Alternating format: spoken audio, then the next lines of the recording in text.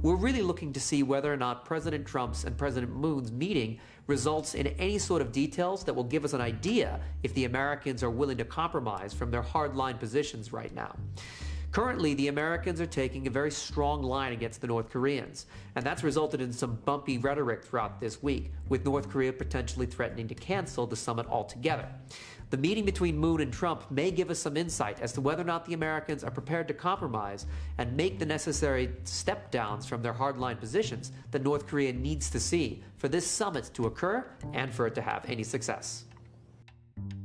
An EU-Iran Deputy Foreign Minister meeting this week will look for ways to implement the EU's commitment to stick to the Iran nuclear deal after America's sudden withdrawal earlier this month left the deal in the lurch.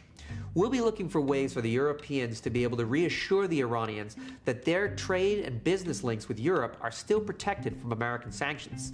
But this is going to be a big ask. Already we've seen large European companies like France's energy giant Total and shipping company Maersk say that they will no longer be doing business in Iran out of fear of ending up on the American sanctions list. So what we'll be looking for is not only what the Europeans can do to reassure the Iranians that the deal is still worth sticking to, but also how Iranians at home react to these promises. There's already a divide between President Rouhani, who still favors engagement and talking with the Europeans, and hardliners who don't see much value in it.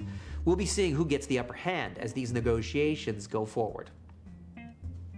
Iraq's Electoral Commission will be closer to its final count for the country's recent election, and the game of prime ministerial thrones will further advance this week between the top parties. We'll be watching specifically for what the top party winner in the preliminary results, Muqtada al-Sadr, will do and say as he attempts to turn his electoral clout into real governing power. But other parties, like that of current Prime Minister al-Abadi and militia leader al-Amari, who both came in second and third, may yet maneuver to keep al-Sadr's influence at bay, should they decide to work together and combine their power with some of the country's smaller parties. And yet, the blurry line between friends and foes means that the field really is wide open for both pro and anti-Iran parties. As we look, and we'll be spending this week looking for ways that these parties are trying to benefit their supporters and block their rivals.